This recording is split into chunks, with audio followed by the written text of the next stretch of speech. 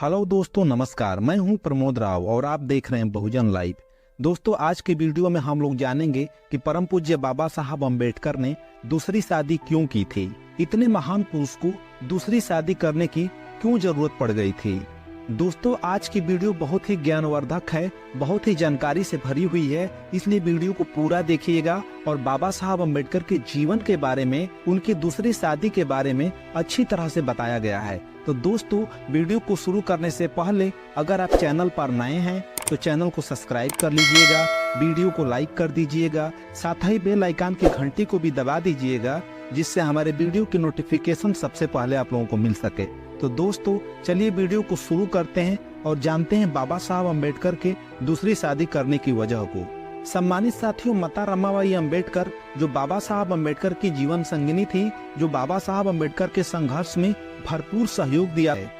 वैसे तो परम पूज्य बाबा साहब अम्बेडकर का पूरा जीवन दुखों भरा रहा, उनके जीवन में कभी भी खुशियां नहीं आई। बाबा साहब अम्बेडकर के जन्म के बाद से लेकर के बाबा साहब के परिनिर्वाण होने तक उन्होंने सिर्फ संघर्ष ही किया है। उनके जीवन में उन्हें कभी भी आराम नहीं मिला।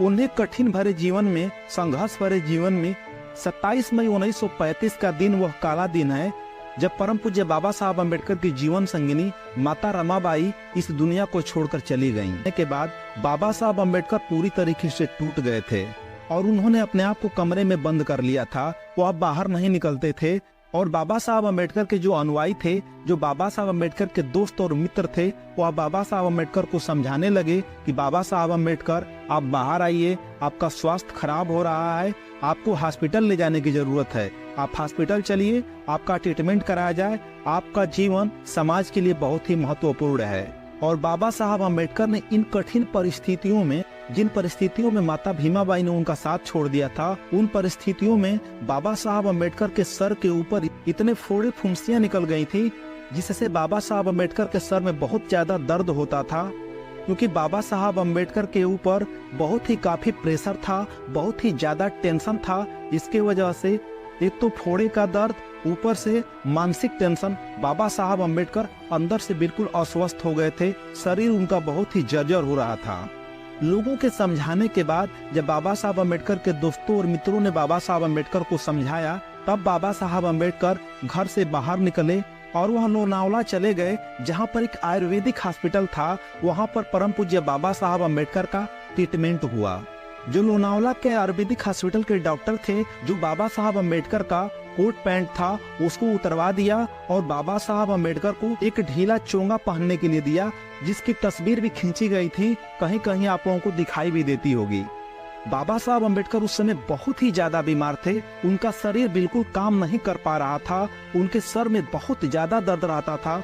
लेकिन आयुर्वेदिक हॉस्पिटल के जो डॉक्टर थे, उन्होंने बहुत ही मेहनत किया और बाबा साहब अम्बेडकर उतना तो स्वस्थ नहीं हुए, पर इतना स्वस्थ जरूर हो गए थे, वह अपने पैरों पर चलने योग्य हो गए थे। बाबा साहब के स्वास्थ्य को देखते हुए बाबा साहब के दोस्तों ने कहा कि बाबा साहब, आपका काम धाम करने के लिए, आपकी सेवा और सत्कार के लिए हम लोग किसी बाई को रख देते हैं, किसी नौकरानी को रख देते हैं, जो आपको दवाइयाँ समय पर दे देगी, आपका खाना बना देगी, आपके बर्तन और कपड़ों को धो दिया करेगी। तब बाबा साहब अम्बेडकर ने कहा कि बिल्कुल चुप हो जाओ, बिल्कुल शांत हो जाओ, मैं इस तरह की कोई भी हरकत करने वाला नहीं हूँ, क्योंकि जो कांग्रेस मीडिया है, जो हिंदुवादी मीडिया है, वह मुझे किसी भी रूप में बख्शने वाली नहीं है। अगर मैं इस तरह के अपने सेवा के लिए किसी भी बाई को रख लेता हूँ, किसी नौकरानी को रख लूंगा, तो मेरे चरित्र के ऊपर यह कांग्रेसी मीडिया, यह हिंदू मीडिया मेरे चरित्र के ऊपर दाग लगा देगी। इसलिए मुझे इस तरह का कोई भी कार्य नहीं करना है, चाहे मेरा जीवन रहे या न रहे, लेकिन मैं इस तरह का कोई भी कार्य नहीं करूंगा कि कोई मेरे चरित्र के ऊपर दाग लगा दे। बाबा साहब अम्बेडकर के सिर्फ सलाहकार थे दादा भाई गायकवाड़। उन्होंने कहा कि मेरी एक साली है जिसका नाम शांताबाई है, अगर आप कहिए तो मैं उस शांताबाई से आपकी शादी करा देता हूँ, वह आपका जीवन भर सेवा करेगी। तब बाबा साहब अम्बेडकर ने बड़े प्यार से कहा कि आप ये बताइए कि आपकी साली मुझे क्या कहती है। तब दादा साहब गायकवाड़ ने कहा कि आपको बाबा साहब कहती है। तब पुनः बाबा साहब अम्बेडकर ने कहा कि तब आप ही बताइए कि जो मुझे बाबा साहब कहती है, मुझे पिता की तरह सम्मान देती है, तो उससे मैं कैसे शादी कर सकता हूँ। बाबा साहब अम्बेडकर की बात को सुन करके सभी लोग शांत हो गए और तब किसी ने नहीं कहा कि बाबा साहब अम्बेडकर अब आप शादी कीजिए। जो भी उनके दोस्त मित्र होते थे उनका सहयोग कर दिया करते थे, उनका साथ दिया करते थे। इधर देश में आजादी की लड़ाई भी छिड़ी हुई थी। अब अंग्रेज इस बात से मान गए थे हम इस देश को यानी कि भारत को छोड़ने के लिए तैयार हैं, लेकिन यह देश चलेगा कैसे? क्या यह देश एक तंत्र रहेगा? क्या यह देश राजतंत्र रहेगा? हमें अपना संविधान बना करके दीजिए, तब हम इस देश को छोड़कर जाने के लिए तैयार हैं। भारत में तो पढ़े लिखे बहुत लोग थे, लेकिन संविधान लिखने की समझ किसी के पास नहीं थी, संविधान लिखने का ज्ञान किसी के पास नहीं था। सभी लोग भौचक्के हो गए कि आखिर संविधान लिखेगा कौन। एक विदेशी थे जो पैसे लेकर के संविधान लिखा करते थे, जिनका नाम था मिस्टर जैरी। संजोग से मिस्टर जैरी उस समय भारत में आए हुए थे।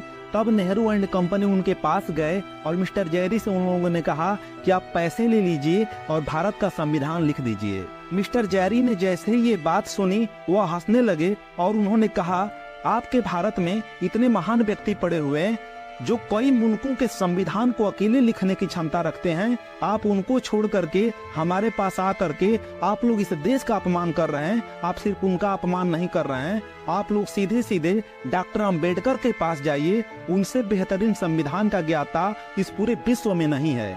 मैं हर देश का संविधान लिख सकता हूँ, लेकिन आपके देश का संविधान किसी भी कीमत पर लिखने को तैयार नहीं हूँ, क्योंकि आपके देश में कई देशों के संविधान के ज्ञाता डॉक्टर बाबा साहब अम्बेडकर आपके देश के रहने वाले हैं। आप लोग उनके पास जाइए और उनसे निवेदन कीजिए, वह निश्चित रूप से भारत का संविधान लिखेंगे।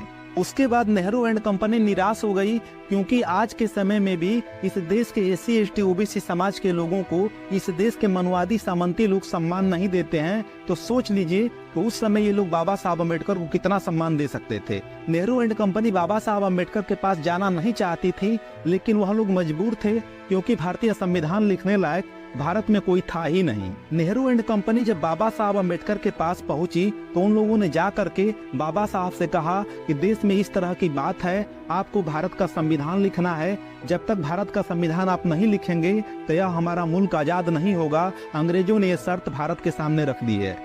बाबा साहब अम्बेडकर ने कहा कि मैं संविधान तो लिख सकता हूँ, पर हमारे सामने मेरे स्वास्थ्य को लेकर के समस्याएं हैं। मैं बीपी, शुगर, इंसुलिन और तमाम समस्याओं से घिरा हुआ हूँ। मेरा शरीर काम नहीं कर रहा है, इसलिए मैं भारत का संविधान लिखने में असमर्थ हूँ।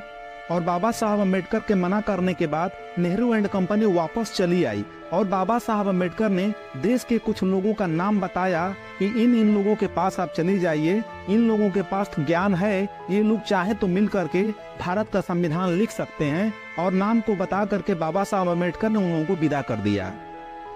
नेहरू एंड कंपनी के वापस जाने के बाद बाबा साहब अम्बेडकर जब रात में सोने गए तो उनके दिमाग में एक बात आई, उनको एक ख्याल आया। उन्होंने सोचा इस देश में मुसलमानों को गर्व है कि उन लोगों ने लाल किला बनवाया है, ताजमहल बनवाया है, कुतुब मीनार बनवाया है। इस देश में सिखों को गर्व है कि उन लोगों ने गोल्डन टेम्पल बनवाया है। इसी तरह से तमाम लोगों को अपने अपने विरासत पे गर्व है। इस देश में कुछ न कुछ उनके पूर्वजों ने बना रखा है, लेकिन हमारा अछूत समाज, हमारा अस्पृश्य समाज गर्व करने लायक ऐसा कोई चीज दिखाई नहीं देता है। तब बाबा साहब अम्बेडकर ने रात में प्रण किया कि भारत का संविधान मैं ही लिखूंगा, जिससे हमारी आने वाली नस्लें, हमारे आने वाले बहुजन समाज के लोग, हमारे आने वाले एससी एसटी ओबीसी समाज के लोग गर्व से कह सकेंगे कि हमारे पूर्वज ने, हमारे परम पूज्य बाबा साहब अम्बेडकर ने इस देश का संविधान लिखा है, जिस संविधान से हमारा देश चलता है। फिर अगली ही सुबह नेहरू एंड कंपनी फिर बाबा साहब के पास पहुंची और पहुंच करके बाबा साहब अम्बेडकर से निवेदन करने लगी कि बाबा साहब अम्बेडकर, आपके सिवा इस देश का संविधान कोई भी नहीं लिख सकता है। प्लीज आप भारत का संविधान लिख करके भारत पर उपकार कीजिए। तब परम पूज्य बाबा साहब अम्बेडकर ने भारत के संविधान को लिखने के लिए हामी भर दी। बाबा साहब अम्बेडकर ने गंभीर बीमारी के बीच भारत का संविधान लिखना शुरू किया और 29 अगस्त 1947 ईस्वी को संविधान समिति का मसौदा बनकर तैयार हुआ।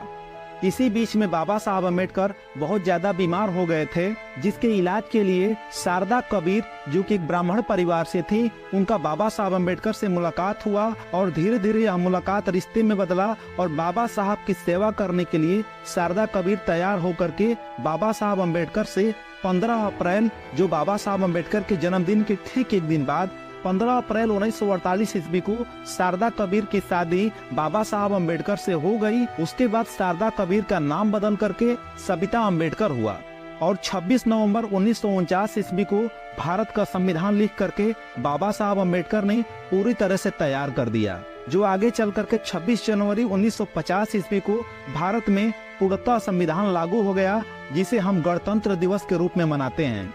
तो दोस्तों, आप लोगों को यह बात समझ में आ गई होगी कि बाबा साहब अम्बेडकर की जो शादी हुई थी, उनकी गंभीर बीमारी के चलते, उनके अस्वस्थ रहने के कारण एक ब्राह्मण परिवार में सविता अम्बेडकर से हुई थी। तो सम्मानित साथियों, आज की यह जानकारी आप लोगों को कैसी लगी कमेंट करके जरूर बताइएगा। वीडियो देखने के लिए आप सभी का बहुत बहुत धन्यवाद, बहुत बहुत आभार।